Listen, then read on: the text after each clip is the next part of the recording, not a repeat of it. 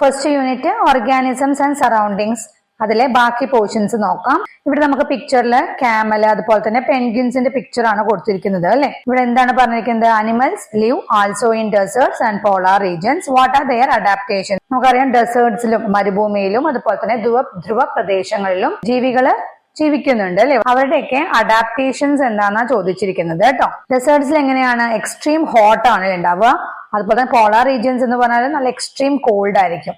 അവിടെ ക്യാമൽ എന്താ പറയുന്നത്? The fat in our hump helps us to survive in the desert for days without drinking water. മരുഭൂമിയിലെ ദിവസങ്ങളോളം വെള്ളം കുടിക്കാതെ ജീവിക്കാൻ ഞങ്ങളെ മുതുകിലെ കൊഴുപ്പാണ് സഹായിക്കുന്നത് എന്ന് പറഞ്ഞിരിക്കുകയാണ് അല്ലെ.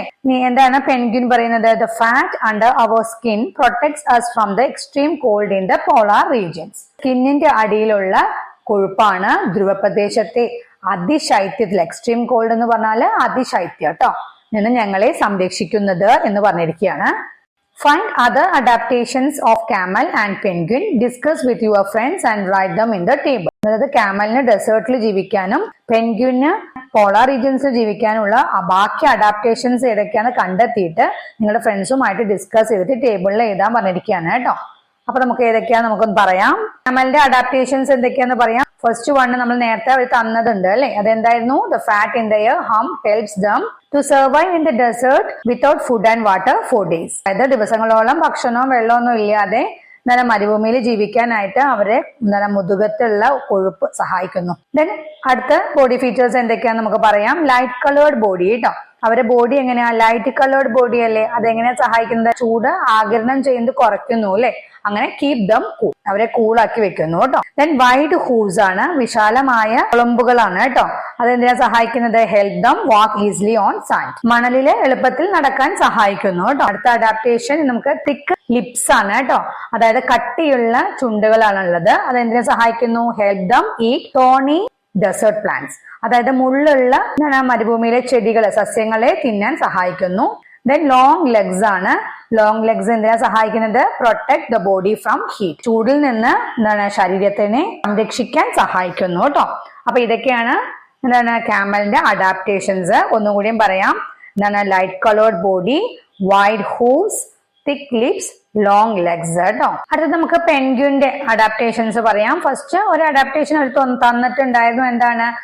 The fat under their skin protects them from extreme cold in the polar regions. ഇനി അടുത്ത അഡാപ്റ്റേഷൻസ് പറയാം. Short wings shape like flippers, അതായത് ഫ്ലിപ്പേഴ്സിന്റെ ആകൃതിയിലുള്ള ചെറിയ ചിറകുകളാണ് ഉള്ളത് കേട്ടോ. ഫ്ലിപ്പേഴ്സ് എന്ന് പറഞ്ഞാൽ ഇതാണ്. അതെന്തിനാ സഹായിക്കുന്നത്? Help them to swim fast under water, അത് അവരെ വെള്ളത്തിന്റെ അടിയിൽ വേഗത്തിൽ നീന്താൻ സഹായിക്കുന്നു. അടുത്തത് thick covered feathers which help them to prevent heat loss, അതായത് അവരുടെ ഫെദേഴ്സ്, അവരുടെ തൂവലുകൾ എങ്ങനെയാണ്? നല്ല കട്ടി കൂടിയ പൊതിഞ്ഞ തൂവലുകളാണുള്ളത്. അത് എന്തിനു സഹായിക്കുന്നു? അവരുടെ ഊഷ്മാവ് നഷ്ടപ്പെടാതിരിക്കാൻ സഹായിക്കുന്നു. Next strong claws and feet help them walk on ice and snow, അവരുടെ നഖങ്ങളും കാൽപാദവും എങ്ങനെയാണ്? നല്ല ബലമുള്ളതാണ്. അതെന്തിനു സഹായിക്കുന്നു? മഞ്ഞുപാളിയിലൂടെ നടക്കാൻ സഹായിക്കുന്നു.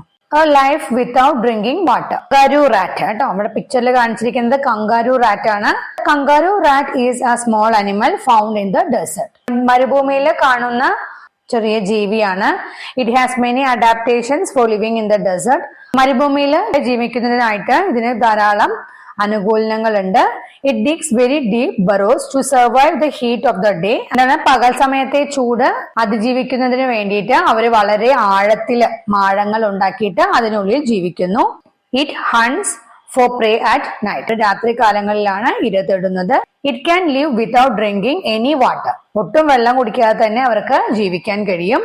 It gets the water it needs from its main food such as grains, seeds and also from its body fat. പ്രധാന ഭക്ഷണമായ ധാന്യങ്ങള് അതുപോലെ തന്നെ വിത്തുകളിൽ നിന്നും അവരുടെ ശരീരത്തിലെ കൊഴുപ്പിൽ നിന്നും ഇവയ്ക്ക് ആവശ്യമുള്ള വെള്ളം കിട്ടുന്നു കേട്ടോ. Water loss through sweat or urine is very low, അതായത് വിയർപ്പിലൂടെയും അതുപോലെ തന്നെ മൂത്രത്തിലൂടെയും വെള്ളം നഷ്ടാവുന്നത് ഇവർക്ക് വളരെ കുറവാണ് കേട്ടോ. It moves by hopping like a kangaroo using its long hind legs. എന്നാൽ നീളം കൂടിയ പിൻകാലുകൾ ഉപയോഗിച്ച്, ഹിൻഡ് ലെഗ്സ് എന്ന് പറഞ്ഞാൽ പിൻകാലുകൾ കേട്ടോ, പിൻകാലുകൾ ഉപയോഗിച്ച് കങ്കാരുവിനെ പോലെ ചാടിച്ചാടിയാണ് ഇവർ സഞ്ചരിക്കുന്നത്. It can store grains and seeds in the pouch in its cheeks. cheeks എന്ന് പറഞ്ഞാൽ കവിളാണ്. അതായത് കവിൾ ഭാഗത്തുള്ള അവരുടെ ഒരു പൗച്ച് എന്ന് പറഞ്ഞാൽ സഞ്ചിയില് അവർക്ക് എന്താണ് ഗ്രെയിൻസും സീഡ്സും ഒക്കെ എന്താണ് ശേഖരിക്കാൻ സ്റ്റോർ ചെയ്യാൻ കഴിയും എന്ന് പറഞ്ഞിരിക്കുകയാണ് കേട്ടോ. ഇവിടെ കൊക്കും മീനും എന്താ പറയുന്നത് നോക്കൂ കേട്ടോ. എന്താണ് we have everything we need to live in the field. ഞങ്ങൾക്ക് ജീവിക്കാൻ ആവശ്യമുള്ളതെല്ലാം ഈ വയലിൽ ഉണ്ട് എന്ന് പറയുകയാണ് അല്ലെ കൊക്ക്. അപ്പൊ എന്താണ് മീൻ പറയുന്നത്? V have everything we need in the pond. ഞങ്ങൾക്ക് ആവശ്യമുള്ളതെല്ലാം ഈ കുളത്തിലുണ്ട് എന്ന് പറയുകയാണ് അല്ലെ. What does A stock get from the field? അതായത് വയലിൽ നിന്ന് എന്താണ് ഒരു കൊക്കിന് എന്തെല്ലാമാണ് ലഭിക്കുന്നത്, എന്തെല്ലാമാണ് കിട്ടുന്നത് എന്ന് ചോദിച്ചിരിക്കുകയാണ് അല്ലെ. അപ്പൊ എന്താണ് ഒരു പോയിന്റ് അവിടെ കൊടുത്തിട്ടുണ്ട്, സ്മോൾ ഓർഗാനിസംസ്, അതായത് ചെറു ജീവികൾ കേട്ടോ. നമുക്കറിയാം സ്റ്റോക്കിന് എന്തൊക്കെ കിട്ടുന്നുണ്ട്, ഫുഡ് കിട്ടുന്നുണ്ട്, അതായത് ചെറു പ്രാണികളൊക്കെ തന്നെയാണല്ലേ അതിന്റെ ഭക്ഷണം. Stock gets food from the field such as insects, frogs, small fish and worms. Then അടുത്ത പോയിന്റ് നമുക്ക് പറയാം gets water from the field എന്ന് പറയാം, വെള്ളം കിട്ടുന്നുണ്ട് അല്ലെ.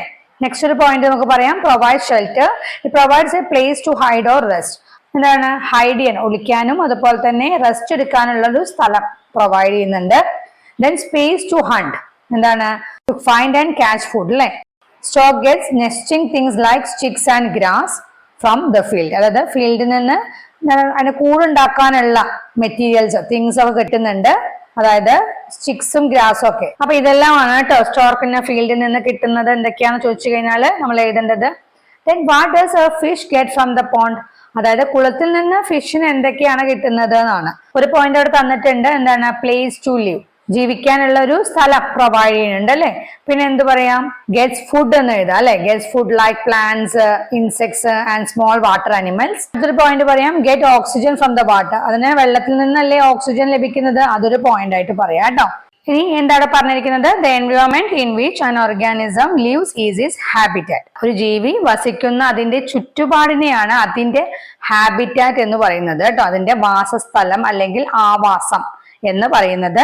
A habitat contains everything that organism needs to survive. എന്താണ് ഒരു ജീവിക്ക് നിലനിൽക്കാൻ ആവശ്യമുള്ളതെല്ലാം എവിടെ ഉണ്ടായിരിക്കും? ആ ഹാബിറ്റാറ്റിൽ ഉണ്ടായിരിക്കും, അതായത് ആ വാസസ്ഥലത്ത് ഉണ്ടായിരിക്കും. Ponds, rivers and fields are examples of habitat. ഹാബിറ്റാറ്റിന് എക്സാമ്പിൾ ഏതൊക്കെയാണ്? Ponds, rivers, fields. Discuss, find and write more examples of habitats എന്ന് പറഞ്ഞിട്ടുണ്ട്. അതായത് കൂടുതൽ ഹാബിറ്റാറ്റ്സ് കണ്ടെത്തിയിട്ട് എഴുതാൻ പറഞ്ഞിരിക്കുകയാണ് കേട്ടോ. അവിടെ ട്രീ എന്ന് കൊടുത്തിട്ടുണ്ട്. പിന്നെ നമുക്ക് എന്തൊക്കെ എഴുതാം? റിവർ എഴുതാം, ദെൻ സീ എഴുതാം, ഡെസേർട്ട് എഴുതാം, ഫോറസ്റ്റ് എഴുതാം, പോളാർ റീജിയൻസ് എഴുതാം, ഹിൽസ് എഴുതാം, ഫീൽഡ് എഴുതാം, ദെൻ ഗ്രാസ് ലാൻഡ് ഒക്കെ എഴുതാം കേട്ടോ. Different types of habitats. Observe the picture എന്ന് പറഞ്ഞിട്ടുണ്ട്. ഇവിടെ ഡിഫറെന്റ് ടൈപ്സ് ഓഫ് ഹാബിറ്റാറ്റ്സിന്റെ പിക്ചർ ആണ് കൊടുത്തിരിക്കുന്നത് അല്ലെ. അവിടെ സീ ഉണ്ട്, റിവർ ഉണ്ട്, പോണ്ട് ഉണ്ട്, ഫീൽഡ് ഉണ്ട് അല്ലെ, ഹില്ല് കാണാം, ദെൻ ഡെസേർട്ട് കാണാം, പോളാർ റീജിയൻസ് കാണാം, എല്ലാം കാണുന്നുണ്ടല്ലോ. ഫോറസ്റ്റ് ഉണ്ട് അല്ലെ. What are the different types of habitats? Write down their names എന്ന് പറഞ്ഞിട്ടുണ്ട് കേട്ടോ. അപ്പൊ നമ്മൾ പറഞ്ഞത് തന്നെ അല്ലെ, ഇതൊക്കെ തന്നെ അല്ലേ habitats. A field is a habitat. It has many living and non-living things in it. Which are they? Discuss and write എന്ന് പറഞ്ഞിട്ടുണ്ട് കേട്ടോ. അതായത് വയൽ എന്ന് പറയുന്നത് ഒരു ഹാബിറ്റാറ്റ് ആണ്. അവിടെ ധാരാളം ലിവിങ് തിങ്സും ഉണ്ട്, നോൺ ലിവിങ് തിങ്സും ഉണ്ട് അല്ലെ. ലിവിങ് തിങ്സ് എന്ന് പറഞ്ഞാൽ ജീവനുള്ളത്, നോൺ ലിവിങ് തിങ്സ് എന്ന് പറഞ്ഞാൽ ജീവൻ ഇല്ലാത്തത്. അത് ഏതൊക്കെയാണെന്ന് ചോദിച്ചിരിക്കുകയാണ്. അത് ഡിസ്കസ് ചെയ്തിട്ട് എന്താണ് എഴുതാൻ പറഞ്ഞിരിക്കുകയാണ് കേട്ടോ. ലിവിങ് തിങ്സിൽ നമുക്ക് പ്ലാന്റ്സ് എന്ന് തന്നിട്ടുണ്ട്. നമുക്ക് അനിമൽസ് എഴുതാം. Animals like insects, frogs, snakes, birds ഒക്കെ നമുക്ക് കാണാം അല്ലെ. മൈക്രോ ഓർഗാനിസംസ് പറഞ്ഞാൽ ചെറിയ ചെറിയ ക്രീച്ചേഴ്സ് അല്ലെ, ചെറിയ ജീവികള്, സ്മോൾ ക്രീച്ചേഴ്സിനെയൊക്കെ നമുക്ക് ലിവിങ് തിങ്സിൽ കാണാൻ പറ്റും. ഇനി ജീവൻ ഇല്ലാത്തവ ഏതൊക്കെയാണ്? സോയിൽ, മണ്ണ് നമുക്ക് തന്നിട്ടുണ്ട്. Then water, air, sunlight, rocks ഒക്കെ കാണാം അല്ലെ. There are natural habitats and man-made habitats. Forest is an example of a natural habitat. About the biodiversity park in your school. നമുക്കറിയാം നാച്ചുറൽ ഹാബിറ്റാറ്റ്സ് ഉണ്ട്, മാൻമെയ്ഡ് ഹാബിറ്റാറ്റ്സ് ഉണ്ട് അല്ലെ. എന്താ natural habitats എന്ന് പറഞ്ഞാൽ പ്രകൃതിയാൽ ഉണ്ടായ ഹാബിറ്റാറ്റ്സ് ആണ് അല്ലെ. A place made by nature where animals and plants live. അനിമൽസും പ്ലാന്റ്സും താമസിക്കുന്ന പ്രകൃതിയാൽ ഉണ്ടായ സ്ഥലമാണ് അല്ലെ നാച്ചുറൽ ഹാബിറ്റാറ്റ് എന്ന് പറഞ്ഞാല്. ദെൻ മാൻമെയ്ഡ് ഹാബിറ്റാറ്റോ മനുഷ്യരാൽ നിർമ്മിതമായ സ്ഥലമായിരിക്കും അല്ലെ. A place made by humans for animals or plants to live. അതായത് ജീവികൾക്കും സസ്യങ്ങൾക്കും ഒക്കെ ജീവിക്കാനായിട്ട് മനുഷ്യന്മാര് ഉണ്ടാക്കുന്ന വാസസ്ഥലമാണ് കേട്ടോ, വാസസ്ഥലമാണ് മാൻമെയ്ഡ് ഹാബിറ്റാറ്റ് എന്ന് പറഞ്ഞാല്. അപ്പൊ ഫോറസ്റ്റ് ഒരു എക്സാമ്പിൾ ആണ് നാച്ചുറൽ ഹാബിറ്റാറ്റിന്. നിങ്ങളുടെ സ്കൂളിലെ ബയോഡൈവേഴ്സിറ്റി പാർക്ക് നാച്ചുറൽ ഹാബിറ്റാറ്റ് ആണോ മാൻമെയ്ഡ് ഹാബിറ്റാറ്റ് ആണോ എന്നാ ചോദിച്ചിരിക്കുന്നത്. ഏതാണ്? മാൻമെയ്ഡ് ഹാബിറ്റാറ്റ് ആണ് അല്ലെ. Find and write down more examples of natural and manmade habitats. Natural habitats ഏതൊക്കെയാ? ഫോറസ്റ്റ് എഴുതാം, പോണ്ട് എഴുതാം, ഓഷ്യൻ എഴുതാം, ഡെസേർട്ട് എഴുതാം, മൗണ്ടെയിൻസ് എഴുതാം, പോളാർ റീജിയൻസ് എഴുതാം, ഹിൽസ് എഴുതാം അല്ലെ. ദെൻ മാൻമെയ്ഡ് ഹാബിറ്റാറ്റ്സിന് എക്സാമ്പിൾ സൂ എഴുതാം, അക്വേറിയം, ഫാം എഴുതാം, ഗാർഡൻ എഴുതാം, പാർക്ക് എഴുതാം. ഇതൊക്കെ മാൻമെയ്ഡ് ഹാബിറ്റാറ്റ്സ് ആണ്. ഇതോടുകൂടി ഇന്നത്തെ ക്ലാസ് കഴിഞ്ഞു. നെക്സ്റ്റ് ക്ലാസ്സിൽ നമുക്ക് ഈ യൂണിറ്റിലെ ബാക്കി പോർഷൻസ് നോക്കാം. Okay, by.